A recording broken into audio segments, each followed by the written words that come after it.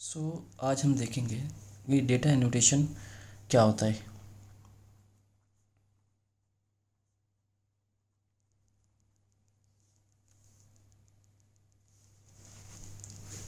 Data annotation इन ASP.NET core MVC application. तो देखो, data annotation basically attributes होते हैं। क्या होते हैं? एट्रीब्यूट्स। जैसे हो गया ना रिक्वायर्ड, ठीक है, रिक्वायर्ड एट्रीब्यूट हो गया, ठीक है, डिस्प्ले एट्रीब्यूट हो गया,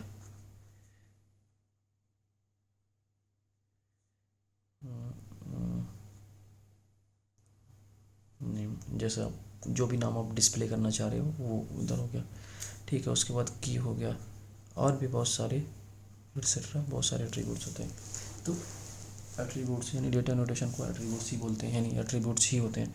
और इसको हम ड्राइव करते हैं कहाँ से? एट्रीब्यूट्स हमारे पास क्लास होती है, उन एट्रीब्यूट्स क्लास से हम इसको ड्राइव करते हैं। तो हम इसका यूज़ कहाँ करते हैं? एट्रीब्यूट्स जो है इसका यूज़ कहाँ करते हैं? देखो, हमारे पास जो मॉडल्स होते हैं, एप्लीकेशन बनाते हैं तो हमारे पास जो मॉडल्स होते हैं, जैसे हमारे पास मॉडल हो गया स्टूडेंट का। अब स्टूडेंट का नाम हो गया, ठीक है, उसका ईमेल हो गया, ठीक है, उसका एड्रेस हो गया, उसका डेट ऑफ बर्थ हो गया, ठीक है। ये मॉडल्स होंगे, ठीक है। तो मॉडल्स की प्रॉपर्टीज़ को वैलिडेट करने के लिए या डिफ़ाइन करने के लिए हम एट्रीब्यूट्स का यूज़ करते हैं। जैसे देखो, यहाँ पर हमने लिख दिया रिक्वायर्ड, ठीक है, यहाँ पर मेल लिख दिया, यहाँ पर भी लिख दिया रिक्वायर्ड, ठीक है, रिक्वायर्ड। इसका मतलब जब हम रिक्वायर्ड लिख दे रहे हैं कोई चीज़, जैसे हमारे पास UI है, ये एप्लीकेशन मान के चलो स्टूडेंट का, हमें स्टूडेंट क्रिएट करना है, तो जाहिर सी बात है इधर आपको क्या प्रिंट होके आएगा? नेम प्रिंट होके आएगा, ठीक है। तो आप यहाँ पर नेम उसकी वैल्यू प्रोवाइड करोगे, यहाँ पर मेल प्रिंट होके आएगा, ठीक है, यहाँ पर वैल्यू प्रोवाइड करोगे, ठीक है। ये एड्रेस प्रिंट होके आएगा, जब हम UI बनाते हैं ना तो ये एड्रेस प्रिंट होगा। फिर यहाँ पर डेट ऑफ बर्थ होगी तो यहाँ पर डेट, फिर यहाँ पर होगा आप, है ना, क्रिएट। जब आप क्रिएट पे क्रिएट करोगे तो स्टूडेंट क्रिएट हो जाएगा। लेकिन अगर आप सोचो कि हम यहाँ पर रिक्वायर्ड लिखा है, तो अब जब तक आप नाम नहीं प्रोवाइड करोगे तब तक आप स्टूडेंट क्रिएट नहीं कर सकते, क्योंकि ये वैलिडेट कर रहा है, ठीक है, वैलिडेट कर रहा है। ईमेल जब तक नहीं प्रोवाइड करोगे, जैसे हमने यहाँ पर रिक्वायर्ड नहीं लिखा, ये दोनों फील्ड अगर नहीं डालोगे तो भी चलो क्रिएट कर दिया आपने इसका, ठीक है। तो ये बेसिकली यही पर्पस होता है इसका, कि इस मॉडल्स की प्रॉपर्टीज़ को वैलिडेट करने के लिए हम एट्रीब्यूट्स का यूज़ करते हैं। तो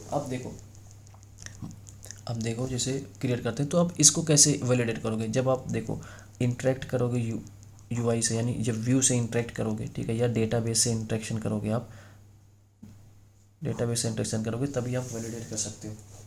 तो व्यू और डेटाबेस है, जैसे क्लाइंट साइड वैलिडेशन करते हैं और सर्वर साइड वैलिडेशन करते हैं। यानी जब क्लाइंट साइड वैलिडेशन, या ब्राउजर पे जब आप कोई चीज़ करते हो, सडनली आपको चीज़ मिलता हो कि नेम नहीं प्रोवाइड किया, तो इसका मतलब नेम प्रोवाइड करो। जो सर्वर साइड वैलिडेशन करते हो, जब आप फॉर्म सबमिट करोगे तभी सर्वर पे जाएगा, सर्वर पे वैलिडेशन करेगा, फिर वापस रिटर्न आएगा क्लाइंट को। सपोज करो अगर ये व्यू में ही वैलिडेशन कर रहे हैं, यानी जब यहाँ पर नेम प्रोवाइड करोगे, नेम जब आप देखोगे कोई भी वेबसाइट पे विजिट करते हो, जब आप डिटेल्स फिल करते हो तो सबमिट करते हो, this is required field, okay. जब तक आप उस रिक्वायर्ड फील्ड को फिलअप नहीं करोगे तब तक आप उसका आगे प्रोसेस कंटिन्यू नहीं कर सकते। तो बेसिकली ये है इसका कॉन्सेप्ट, ठीक है। तो हाँ, ये वाइडली यूज़ होता है। वाइडली यूज़ मतलब ये हम MVC एप्लीकेशन में भी इसको यूज़ कर सकते हैं, ठीक है, वेब एप्लीकेशन में, इंटिटी फ्रेमवर्क कोर में भी यूज़ कर सकते हैं, रेजर पेजेस में भी इसका यूज़ कर सकते हैं, ठीक है। तो ये कॉन्सेप्ट है। तो जैसे देखो, हम डेटा नोटेशन से क्या क्या बेनिफिट ले सकते हैं? डेटा नोटेशन से देखो, आप वैलिडेशन कर सकते हो, जैसे अभी हमने वैलिडेशन किया, स्टूडेंट मॉडल्स की प्रॉपर्टीज़ को वैलिडेट किया, ठीक है। दूसरा आप क्या बेनिफिट ले सकते हो? Display formatting. Display formatting display formatting मतलब जैसे देखो, ये ईमेल है, मैं चाह रहा हूँ मेरे पेज में ईमेल ना दिखे, बल्कि क्या दिखे? Email address. यानी जो लेबल नेम है, ये ईमेल लेबल जो है नेम है, ये ईमेल एड्रेस दिखे, ठीक है। तो आप डिस्प्ले फॉर्मेटिंग भी कर सकते हो, किसकी मदद से? डेटा एनोटेशन की मदद से, ठीक है। तीसरा काम क्या कर सकते हो? डेटाबेस मैपिंग कर सकते हो।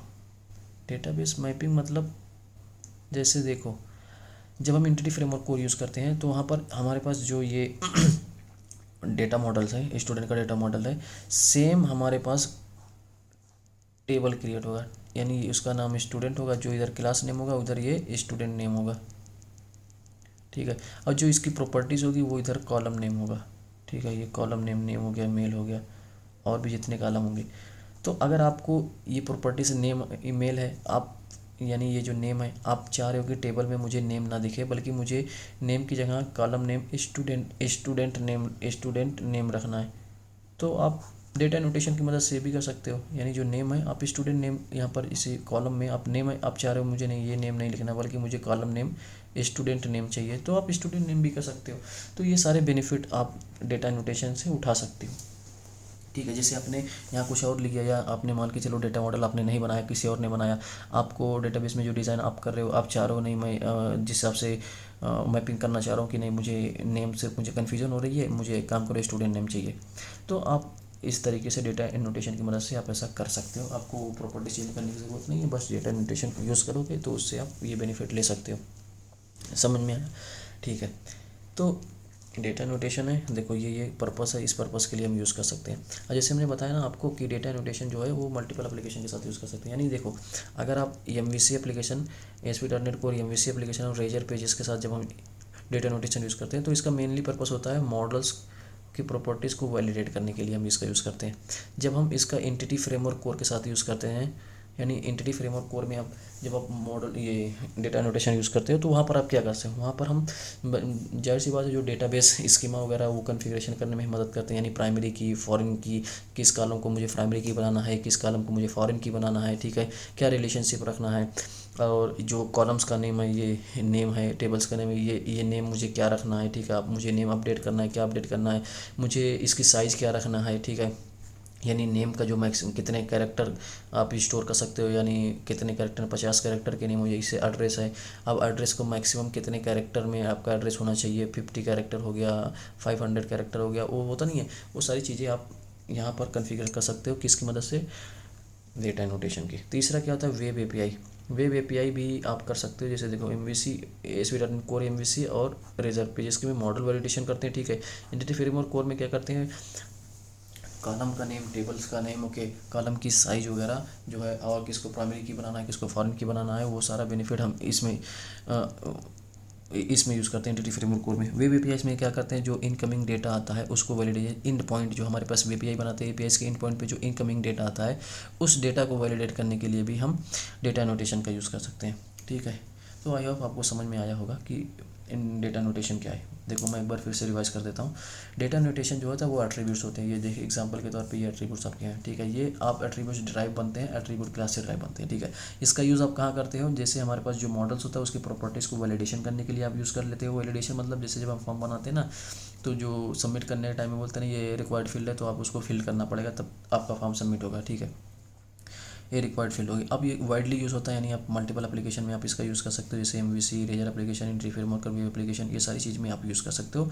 लेकिन अलग अलग एप्लीकेशन में अलग अलग इसका मोटिव होता है, ठीक है। इधर हमें डेटा को वैलिडेट करना है, ठीक है, ये कर लिया। अब उसके बाद फॉर्मेटिंग करते हैं, डिस्प्ले फॉर्मेटिंग, यानी जो आप UI में जो आप नेम डिस्प्ले कर रहे हो, आप चाह रहे हो कि नहीं ये नेम जो है ये नेम ना होके स्टूडेंट नेम प्रिंट हो, तो आप अपने रिक्वायर्ड के हिसाब से, अपनी रिक्वायरमेंट के हिसाब से आप लेवल का नाम भी चेंज कर सकते हो। तीसरा होता है कि डेटाबेस फार्मेटिंग। डेटाबेस फार्मेटिंग में भी हम इसका डेटा नोटेशन का यूज़ करते हैं। जैसे ये एंटिटी फ्रेमवर्क कोर है, अब मुझे ये सेम को टेबल में कन्वर्ट करना, टेबल में कन्वर्ट कर दिया। एंटिटी फ्रेमवर्क कोर में हम ऐसा करते हैं, टेबल में कन्वर्ट करते हैं।